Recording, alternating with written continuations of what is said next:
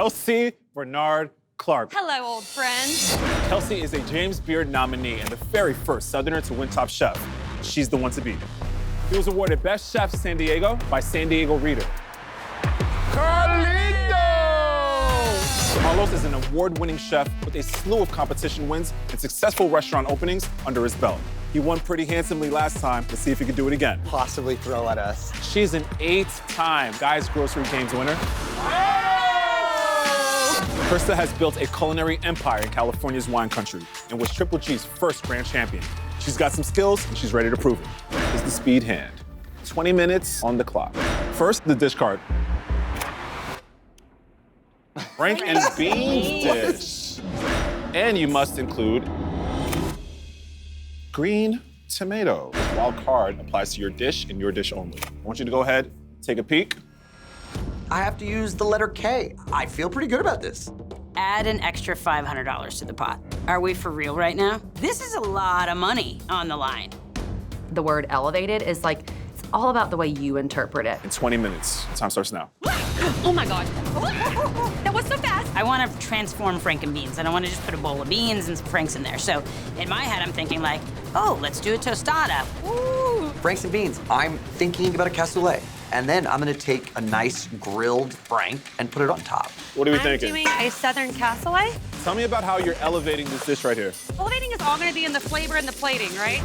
I have so many components: tostada, black bean puree, green tomato, dried chorizo. 40 seconds. That grilled kielbasa, it's caramelized, and I finish with a few spoonfuls of that green tomato mostarda. I'm gonna scoop the cassoulet, and then I'm gonna put fried green tomatoes on top of that. There's a lot of precision on this plate up right now. Elevation check.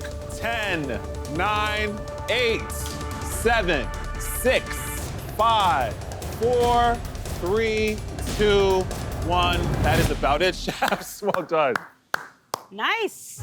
Like you, Kelsey, your judge is a Top Chef winner and a James Beard nominee. She also won Tournament of Champions 4. It's Chef Mei Lin. This is some sort of kielbasa. I love the use of braised greens in here. Boom. Kale with a K. This looks like some sort of fantastic skillet. I actually love that the fried green tomatoes were cut up into little bite-sized pieces. We have some sort of tostada here. You get a lot of acid from this. You get a lot of richness. Very fun play on Franken-beans. For me, the dish is probably this dish right here. Chefs, we are now entering the make or break hand. Chefs, you guys will be making something from the Mediterranean. Nice. Okay. With the inclusion of dates. Okay. Oh, this That's is a nice. The wild card. We'll switch all this around. My wild card requires me to do something extra. That's what makes the wild card difficult. I don't like that. Really excited to freeze somebody for 3 minutes. I mean, clearly I'm gonna freeze Carlos because he's cocky and he's got a big old pile of cash. I get to look at the other wild cards and pick my favorite one. I mean, this is almost unfair. Guys, Carlos, what do you I have? get to take the player's wild card that I want, Wow. and they have to pick another one. Whoa! So you're picking her, obviously. So I'm sorry, that card looks so sweet to me. I'm gonna take that one. Aren't you cute? Aren't you cute? I'm gonna go ahead and flip over your new wild card, Krista. Thank you, I can't wait. Oh, bummer. It's so You exciting. have to take a. Take a 4 minute. Just because I'm the old guy here? Yes. So do I give her 7, or do I even the playing Look, field? I could still beat you with 23 minutes. Let's be honest, I was coming for you. So I think I'm gonna give this to the Top Chef winner. Thanks so much. This is outrageous. Carlos, your time starts now. Bye. Fun. Bye, guys. See ya never. This is not easy. Carlos just... Gets whatever he wants. He leaves us with all the sloppy seconds ingredients. Yep. Mediterranean dish, dates. Luckily, I have made a dish for many years. It's an amazing crusted rack of lamb. Kelsey, what's going on? I am making a grilled prawn dish, and I'm doing a chermoula. Nice. What are you thinking for your dish? I am gonna go halibut. All right. Little shaved fennel and date sort of slaw on top, some couscous. It's a big old piece of hallie. I want to make a bed of the red chard, a rack of lamb, and I dollop a good amount of that date vinaigrette. Look at the shrimp. Gorgeous. The first thing on the plate is this date chermoula. Grilled prawns go right on top, and then herbaceous date butter and the pickled date slivered all over the dish. Both wild cards have been fulfilled. Dates 3 ways. She stood out for 3 minutes. I get lebna down, and then the couscous, and then the halibut. Definitely screaming Mediterranean. It's like the sea. 5, 4, 3, 2, 1. And that's about it. Well done, chefs. Good Woo. stuff. I love the look of this plate of grilled prawns. This definitely screams Mediterranean. I mean, this is just super, super flavorful. I love the sweetness of the dates, especially with the acid from the lemon. Super, super herbaceous. It's a nice thick piece of halibut. This is very Mediterranean. This piece of fish is cooked to perfection. So I really appreciate that. I see some dates in the slaw as well as in the couscous. Some sort of super savory yogurt sauce. Roasted rack of lamb, some braised chard. Great flavor. It's a very harmonious bite. It's a beautiful cook to this lamb.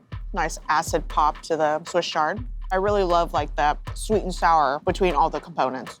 I think that the dish that I want to go back for second bites would be the halibut. I was in the game! We're in the high stakes hand. Let's go! Where the smallest steak has to go all in.